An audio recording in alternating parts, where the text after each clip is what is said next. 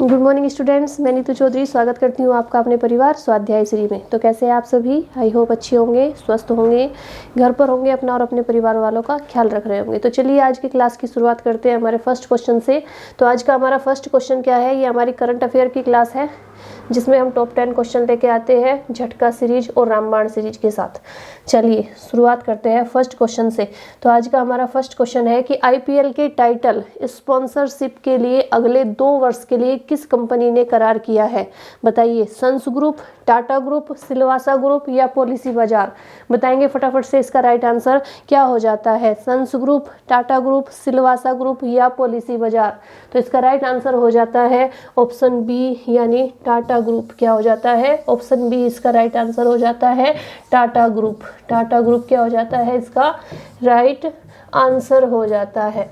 ठीक है, next question है क्वेश्चन नंबर 2 कि प्रधानमंत्री नरेंद्र मोदी ने स्वामी विवेकानंद की जयंती पर किस महोत्सव का उद्घाटन किया?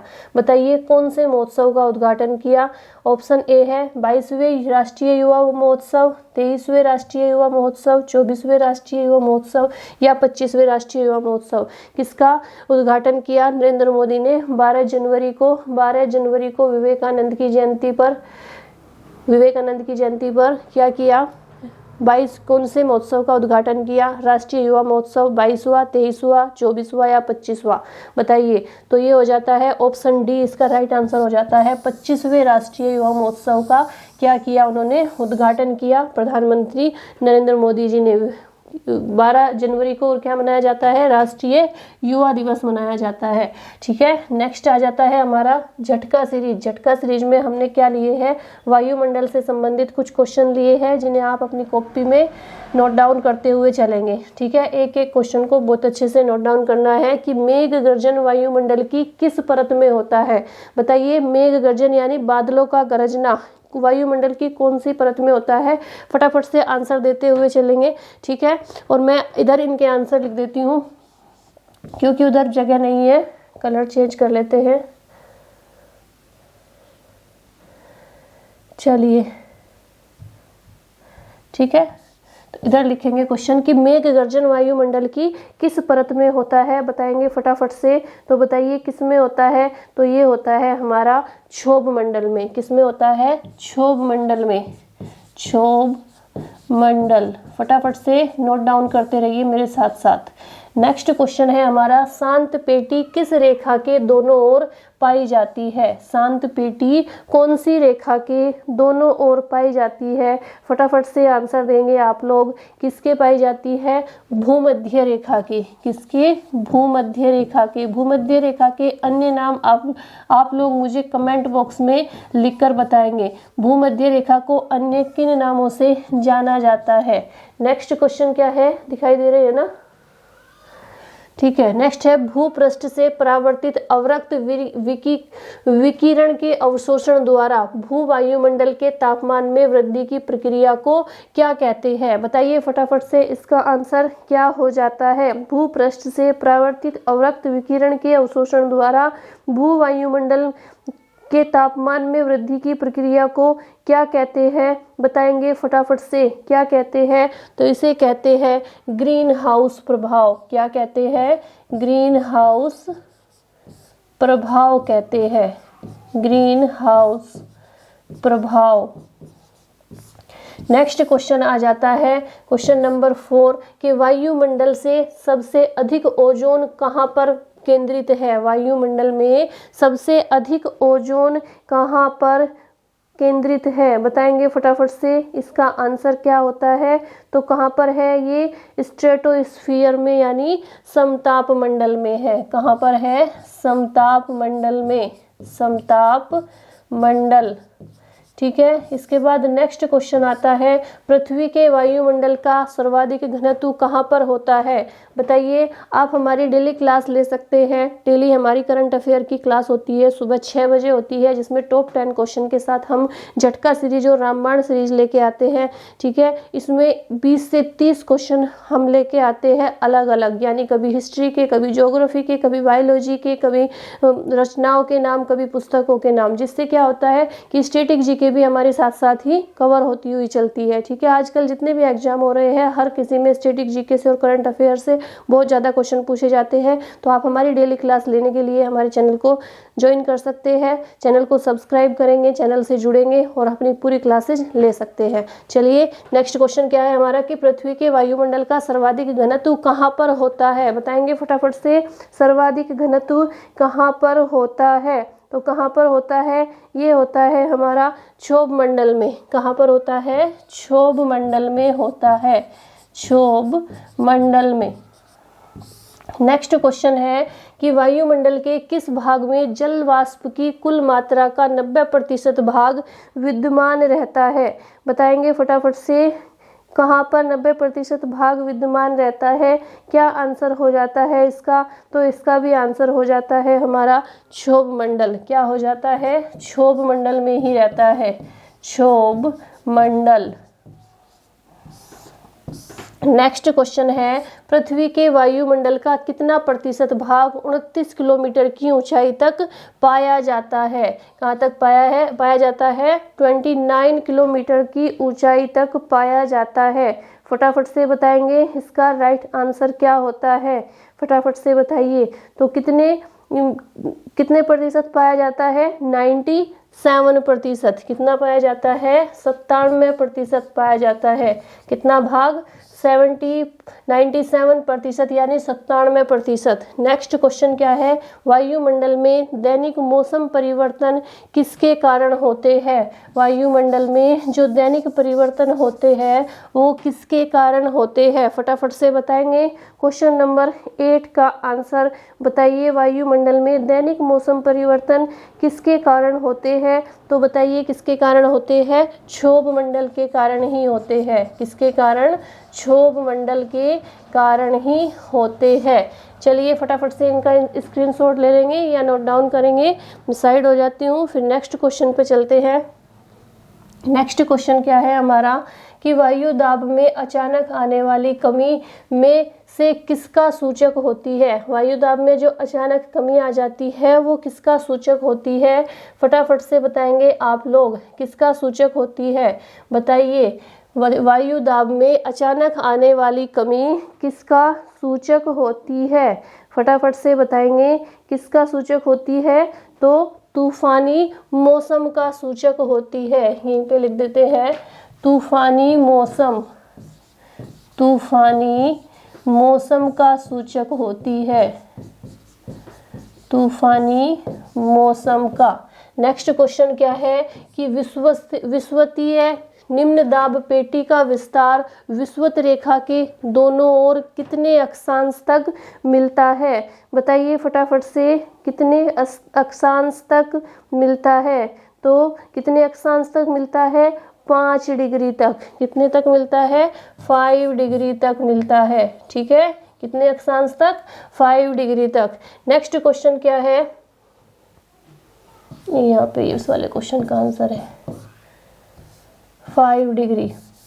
ठीक है, नेक्स्ट है वायुमंडल का सर्वाधिक स्थायी तत्व कौन सा है? वायुमंडल का सर्वाधिक स्थायी तत्व कौन सा है? बताएंगे फटाफट से। तो कौन सा है स्थायी तत्व? स्थायी तत्व है जल वाष्प। कौन सा है? जल वाष्प है वायुमंडल का सबसे स्थायी तत्व। इसके बाद नेक्स्ट क्वेश्चन आता है कि किस वायुमंडलीय परत को मौसमी परिवर्तन की छत के नाम से जाना जाता है? मौसमी परिवर्तन की छत के नाम से किस वायुमंडलीय परत को जाना जाता है? बताएंगे फटाफट से, उस परत का नाम क्या है? किस वायुमंडलीय परत को मौसमी परिवर्तन की छत के नाम से जाना जाता है? तो अभी हमने पीछे भी पढ़ा था कि मौसम से संबंधित किसमें होते हैं?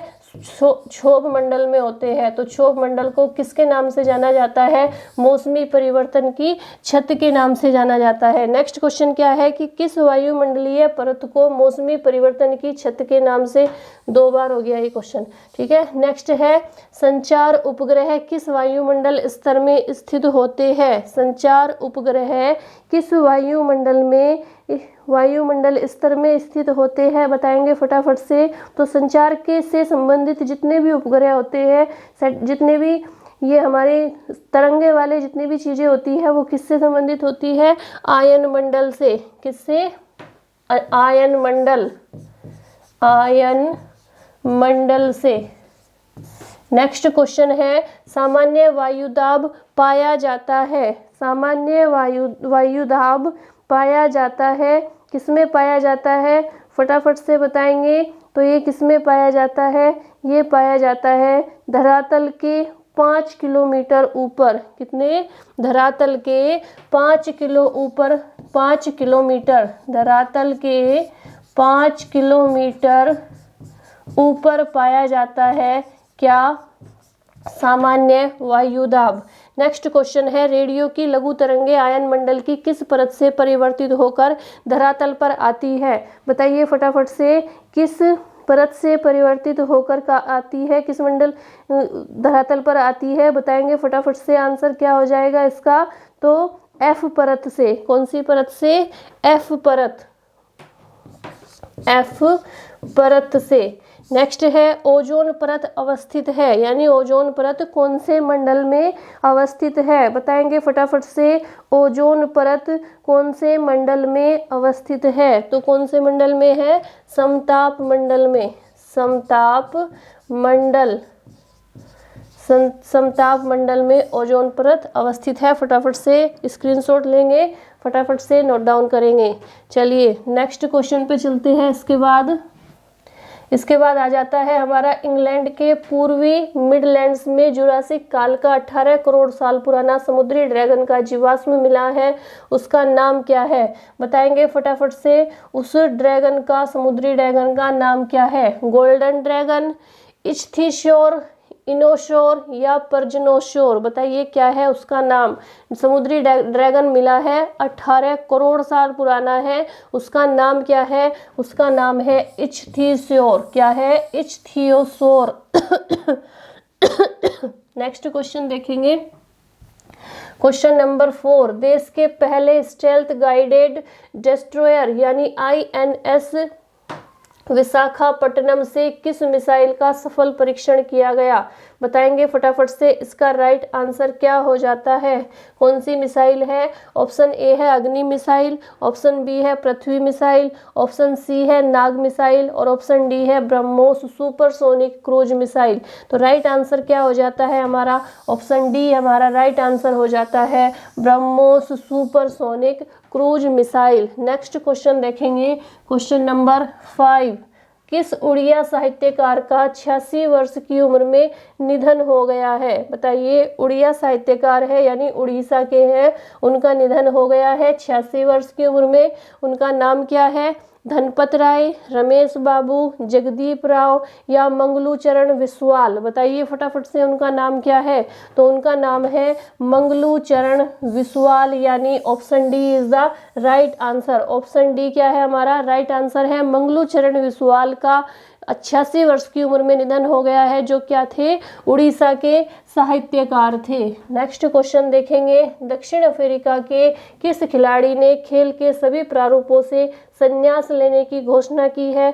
बताएंगे फटाफट से, राइट आंसर क्या हो जाता है? ऑप्शन ए है डीन एल्गर, ऑप्शन बी है क्विंटन डीकॉक, ऑप्शन सी है रेयान रिकेल्टन और ऑप्शन डी है क्रिस मॉरिस। बताएंगे फटाफट से, इसका राइट आंसर क्या हो जाता है? बताइए फटाफट से, क्वेश्चन नंबर 6 का राइट आंसर क्या हो जाता है?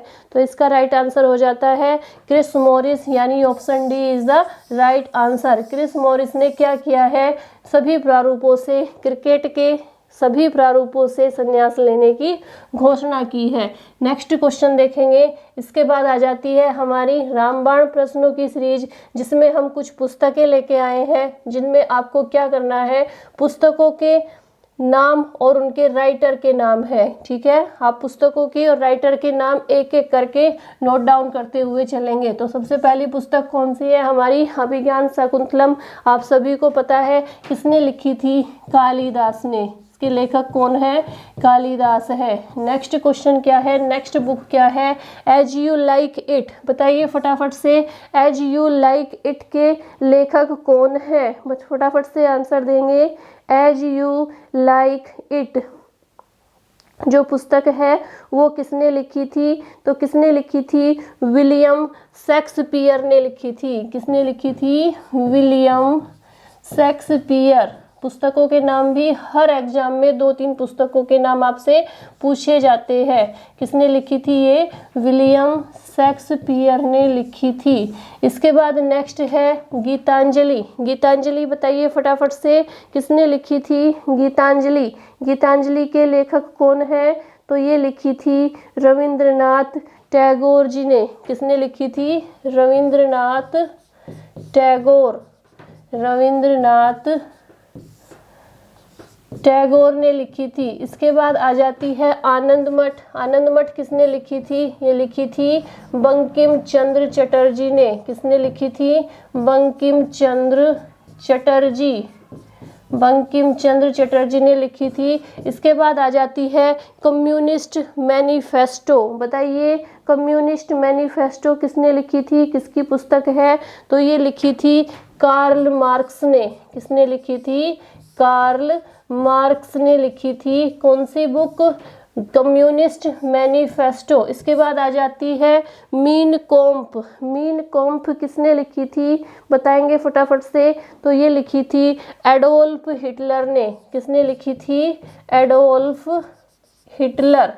साथ साथ इन्हें नोट डाउन भी करते हुए चलिए। हिटलर ने लिखी थी। इसके बाद आ जाती है Gandhi and Stalin. Gandhi and Stalin किसने लिखी थी? लुई फिशर ने लिखी थी। किसने लिखी थी? Louis Fischer. लुई फिशर ने लिखी थी गांधी एंड स्टालिन। इसके बाद आ जाती है डिस्कवरी ऑफ इंडिया। आप सभी को पता है डिस्कवरी ऑफ इंडिया किसने लिखी थी? पंडित जवाहरलाल नेहरू ने लिखी थी। किसने लिखी थी? पीटी जवाहरलाल नेहरू। जवाहरलाल नेहरू जी ने लिखी थी। इसके बाद आ जाती है हमारी माई एक्सपेरिमेंट विद ट्रूथ। क्या आ जाती है? माई एक्सपेरिमेंट विद ट्रूथ के लेखक कौन है? किसने लिखी थी माई एक्सपेरिमेंट विद ट्रूथ? तो ये लिखी थी महात्मा गांधी जी ने। किसने लिखी थी? महात्मा गांधी जी ने लिखी थी। फटाफट से इन्हें नोट डाउन करते रहेंगे साथ साथ। इसके बाद आ जाती है हमारी प्रिंस। प्रिंस किसने लिखी थी? बताइए फटाफट से। प्रिंस के लेखक कौन है? तो ये लिखी थी मैकियावेली ने। किसने लिखी थी? मैकियावेली। मैकियावेली ने लिखी थी प्रिंस नामक पुस्तक। इसके बाद आ जाती है रिपब्लिक। कौन सी आ जाती है? रिपब्लिक किसने लिखी थी? तो रिपब्लिक लिखी थी प्लूटो ने। किसने लिखी थी? प्लूटो ने लिखी थी रिपब्लिक। इसके बाद आती है वेल्थ ऑफ नेशंस। बताइए फटाफट से। वेल्थ ऑफ नेशंस किसने लिखी थी? तो ये एडम स्मिथ की बुक है। किसकी है? एडम स्मिथ की बुक है वेल्थ ऑफ नेशन। फटाफट से स्क्रीनशॉट लेंगे इनका। Abhigyan Shakuntalam Kalidas as you like it, William Shakespeare, Gitanjali Rabindranath Tagore, Anand Math Bankim Chandra Chatterjee, communist manifesto Karl Marx, mein kampf Adolf Hitler, Gandhi and Stalin, Louis Fischer, discovery of India PT Jawaharlal Nehru, my experiment with truth Mahatma Gandhi, prince Machiavelli, republic Pluto और wealth of nation किसने लिखी थी? Adam Smith ने। Next question next देखेंगे। इसमें अभी और भी बुक है अनटू द लास्ट। कौन सी आ जाती है?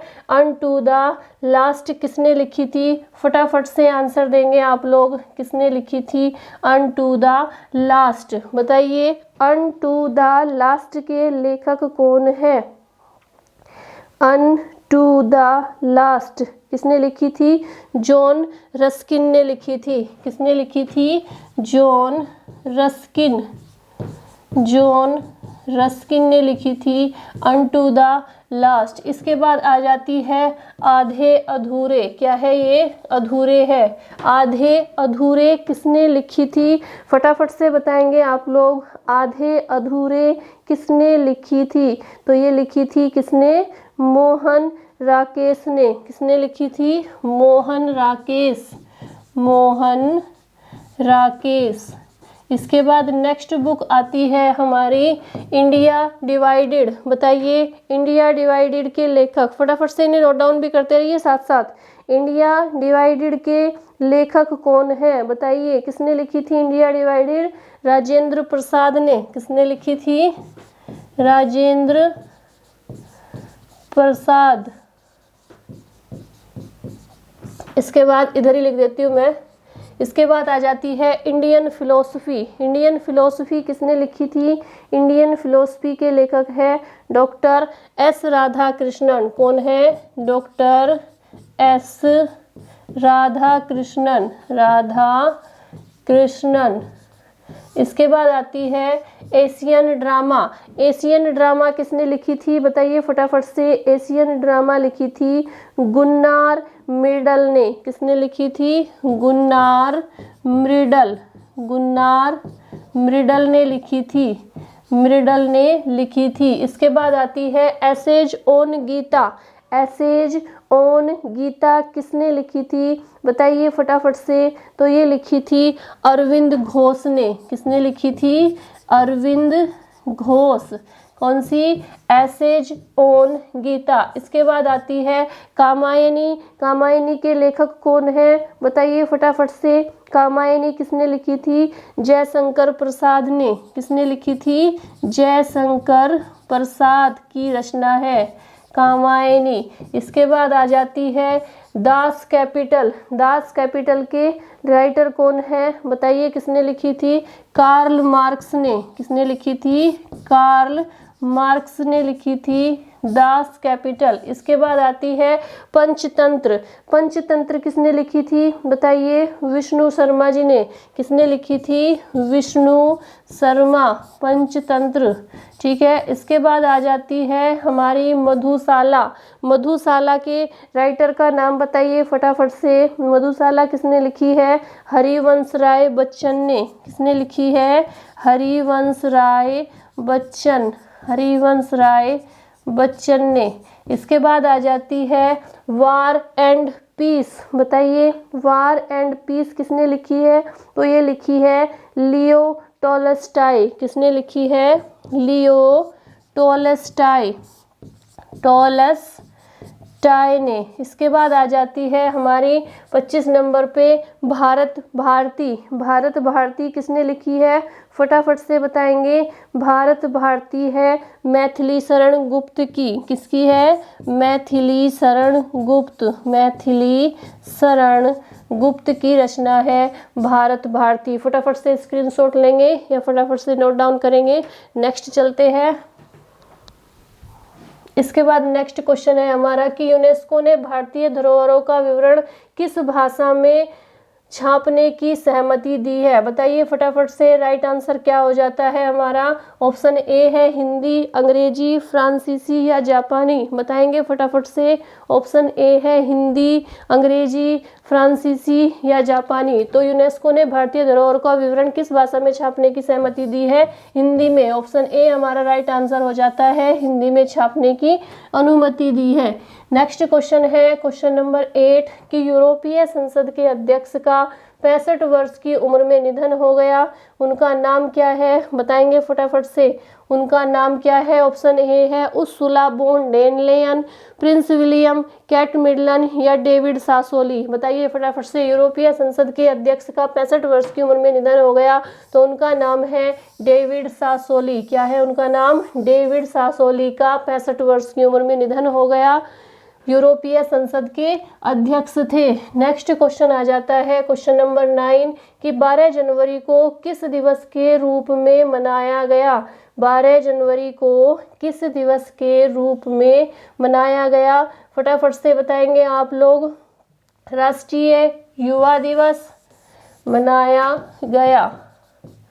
राष्ट्रीय युवा दिवस थल सेना दिवस, विश्व ब्रेल दिवस या वैश्विक परिवार दिवस? बताइए। वैश्विक परिवार दिवस 1 जनवरी को मनाया जाता है, विश्व ब्रेल दिवस 4 जनवरी को मनाया जाता है, थल सेना दिवस 15 जनवरी को मनाया जाता है और राष्ट्रीय युवा दिवस 12 जनवरी को मनाया जाता है।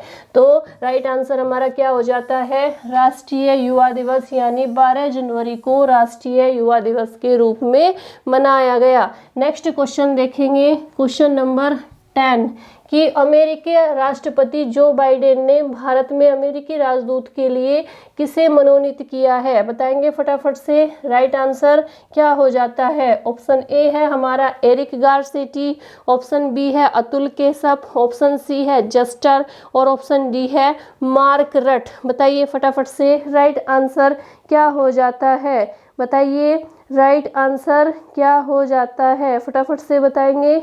ऑप्शन ए है हमारा एरिक गारसेटी, ऑप्शन बी है अतुल केशप, ऑप्शन सी है जस्टर और ऑप्शन डी है मार्क रट। फटाफट से बताइए इसका राइट आंसर क्या हो जाता है? ऑप्शन ए यानी एरिक गारसेटी को अमेरिकी राजदूत के लिए मनोनीत किया है अमेरिकी राष्ट्रपति जो बाइडेन ने। कहाँ पे?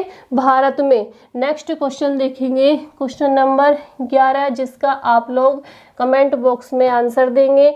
हमारा क्वेश्चन क्या है कि कौन नीदरलैंड के चौथी बार प्रधानमंत्री बन गए हैं? नीदरलैंड के चौथी बार प्रधानमंत्री बने हैं, उनका नाम आप लोग मुझे कमेंट बॉक्स में बताएंगे। ठीक है, तो आज के लिए इतना ही रखेंगे। इसमें हमारी 25 पुस्तकों के नाम भी आ गए हैं, हमारे वायुमंडल से संबंधित क्वेश्चन भी आ गए हैं और हमारे टॉप 10 करंट अफेयर के क्वेश्चन भी आ गए हैं। ठीक है, तो आपको अगर डेली क्लास लेनी है तो चैनल को सब्सक्राइब करेंगे। सुबह 6 बजे आपकी क्लास होती है, जैसे ही आप आँख खोलोगे तुरंत आपको क्लास मिलेगी। ठीक है, और इसके बाद हमारी 8 बजे क्लास होती है बायोलॉजी की, उसके बाद 9 बजे हमारी क्लास आती है हिंदी की जिसमें हमारी थ्योरी की क्लास चली हुई है, और शाम को 8 बजे होती है हमारी हिंदी की क्वेश्चन आंसर की सीरीज। ठीक है, तो अगर आपको हमारी क्लास अच्छी लगती है तो कमेंट करके बताएं। चैनल अगर हमारे चैनल से जुड़ना चाहते हैं तो चैनल को सब्सक्राइब करें, वीडियो को लाइक करें और अपने परिवार को बड़ा करने के लिए वीडियो को ज़्यादा से ज़्यादा शेयर करें। ठीक है, तो आज के लिए इतना ही रखेंगे। धन्यवाद। जय हिंद, जय भारत।